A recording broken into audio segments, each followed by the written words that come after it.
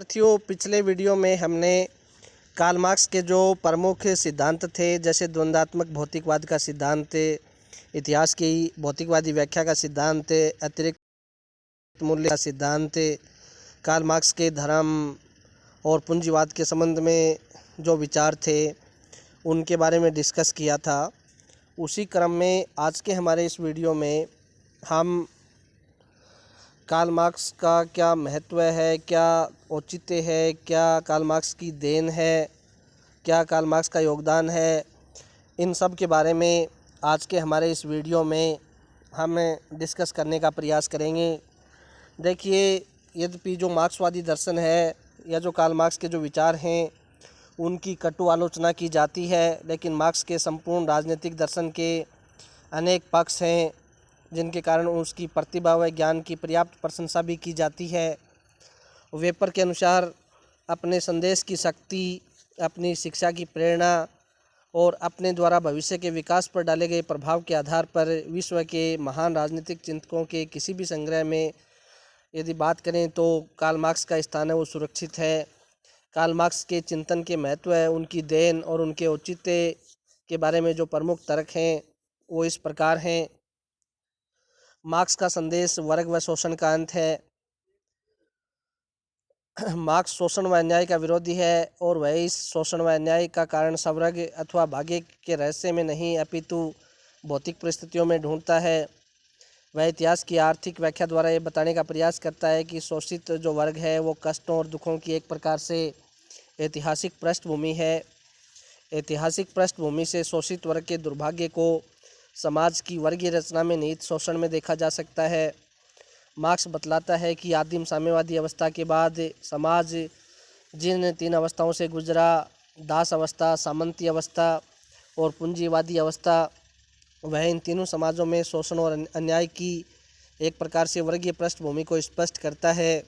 उनका मत है कि इनमें से प्रत्येक समाज का दो परस्पर विरोधी हितों वाले आर्थिक वर्ग, शोषक व शोषित वर्ग में विभाजन ही एक प्रकार से शोषण व अन्याय का मूल आधार है।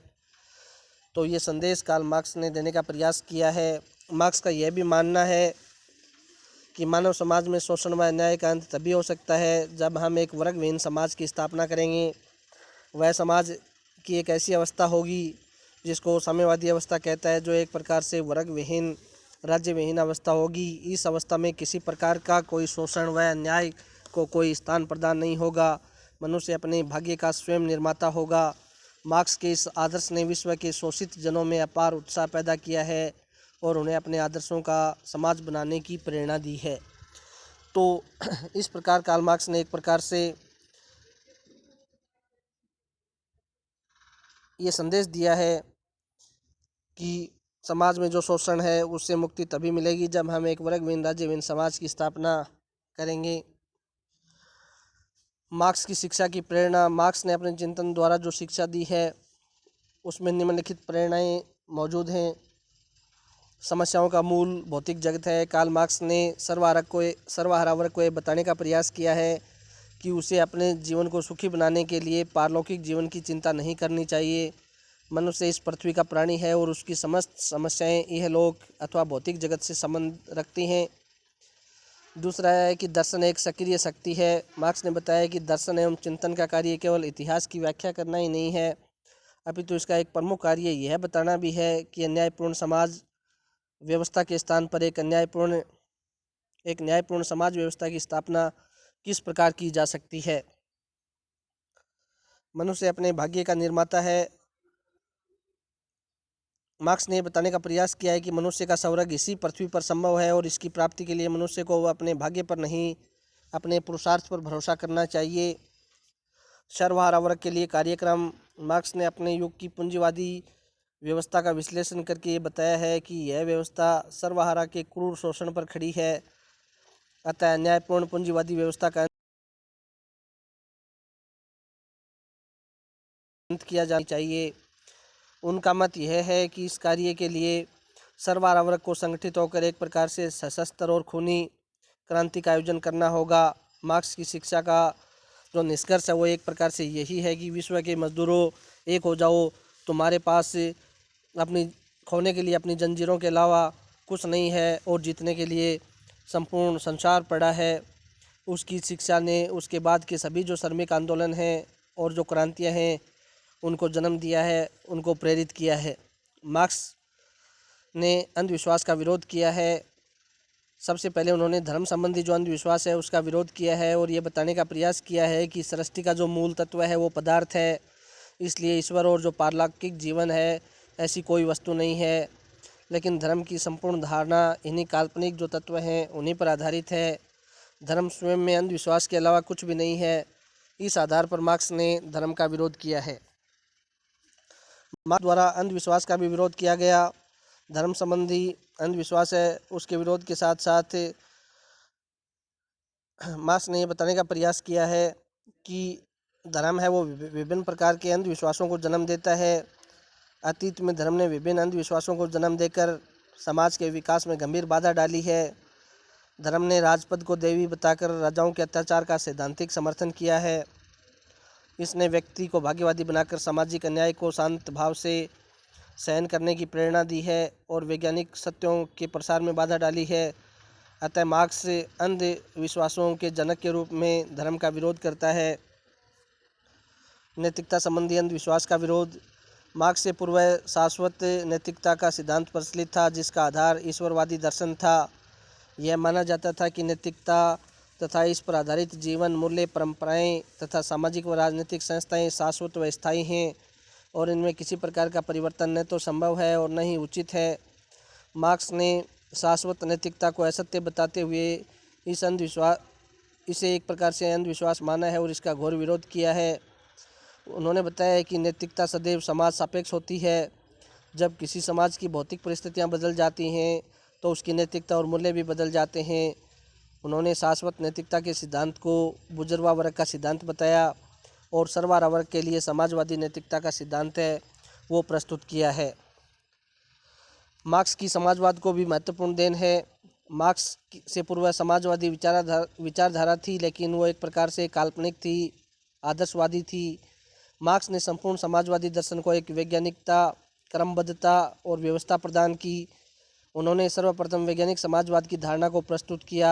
जॉर्ज कैटलिन ने कहा है कि मार्क्स का संपूर्ण जो दर्शन है वो बहुत अधिक क्रमबद्ध है।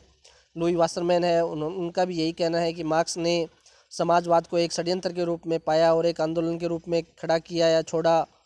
उन्होंने समाजवाद को एक दर्शन दिया और एक नई दिशा है और गति प्रदान की है।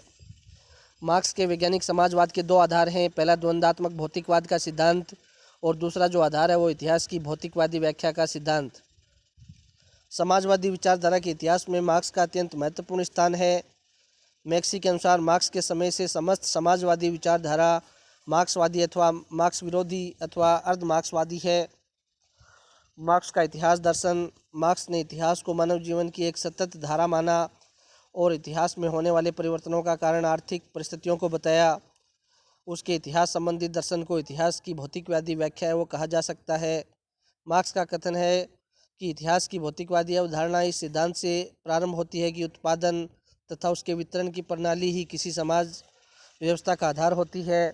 इस अवधारणा के अनुसार सभी सामाजिक परिवर्तनों तथा राजनीतिक क्रांतियों के मूल कारण दर्शन में नहीं पाए जाते अपितु एक युग के अर्थशास्त्र में पाए जाते हैं।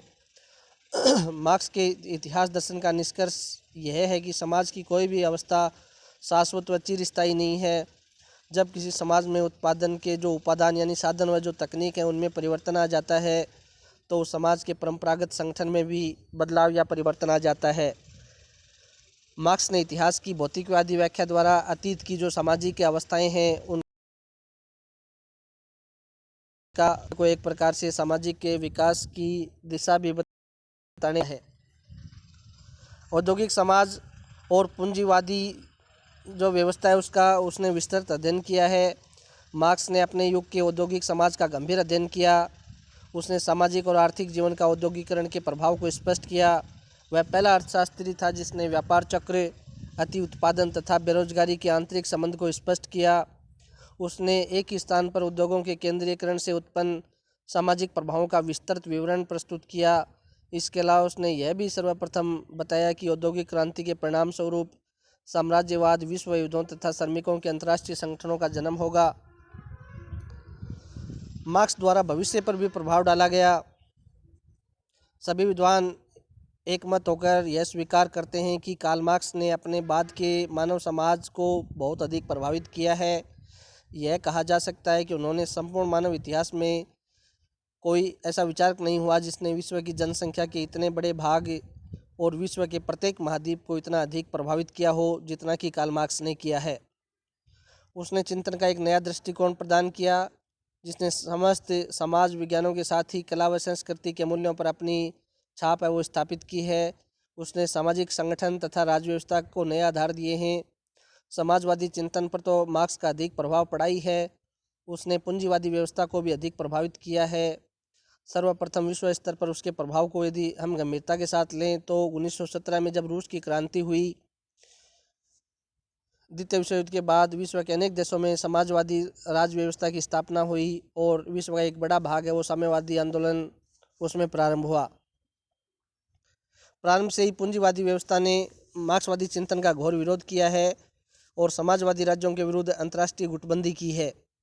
इसके साथ ही पूंजीवादी व्यवस्था ने अपने स्वरूप में भी ऐसे महत्वपूर्ण परिवर्तन किए हैं जो श्रमिक क्रांति की संभावनाओं को सीमित करने वाले थे। अर्थात पूंजीवाद ने श्रमिक कल्याण की योजनाएं स्वीकारी हैं और लोक कल्याणकारी राज्य के सिद्धांत को एक प्रकार से मान्यता प्रदान की है। यदि हम कार्ल मार्क्स के योगदान और उनके महत्व की बात करें तो हम देखते हैं कि वर्तमान काल में सोवियत संघ और पूर्वी यूरोप में समाजवादी जो राज्य व्यवस्था है उसका अंत हो गया है, लेकिन अब भी विश्व के बहुत बड़े भाग में समाजवादी राज्य व्यवस्था है वो एक प्रकार से मौजूद है। इसके अलावा बात करें एशिया, अफ्रीका और लैटिन अमेरिकी महाद्वीपों के अनेक विकासशील व अविकसित समाजों में एक ऐसा शिक्षित व प्रभावशाली वर्ग भी मौजूद है जो अपने समाजों में व्याप्त गरीबी, शोषण, श्रमिक असंतोष, बेरोजगारी, सामाजिक विघटन आदि की गंभीर समस्याओं का हल मार्क्सवादी चिंतन के ढांचे में ही ढूंढता है। अतः अभी यह अनुमान लगाना उचित नहीं होगा कि मार्क्स की जो विचारधारा है वो पुरानी पड़ गई है और उसका पतन हो गया है, लेकिन यह कहना अधिक संतुलित होगा कि विश्व के समृद्ध इलाकों के संदर्भ में भले ही मार्क्सवादी चिंतन अप्रासंगिक हो गया है, लेकिन विकासशील व अविकसित अर्थव्यवस्था वाले राज्यों में उसका प्रभाव है वो आज भी सक्रिय है। जब तक इन देशों में वर्ग शोषण, बेरोजगारी जैसी समस्याएं हैं वो मौजूद रहेंगी और इन समस्याओं के शीघ्र हल के मार्ग में सामाजिक रूढ़ियाँ, अंधविश्वास मौजूद हैं, तब तक मार्क्सवाद की जो उपयोगिता है, उसका आकर्षण है, उसका औचित्य है, वो किसी न किसी रूप में अवश्य बना रहेगा। आगे के जो हमारे वीडियो हैं वो इसी क्रम में जारी रहेंगे। धन्यवाद।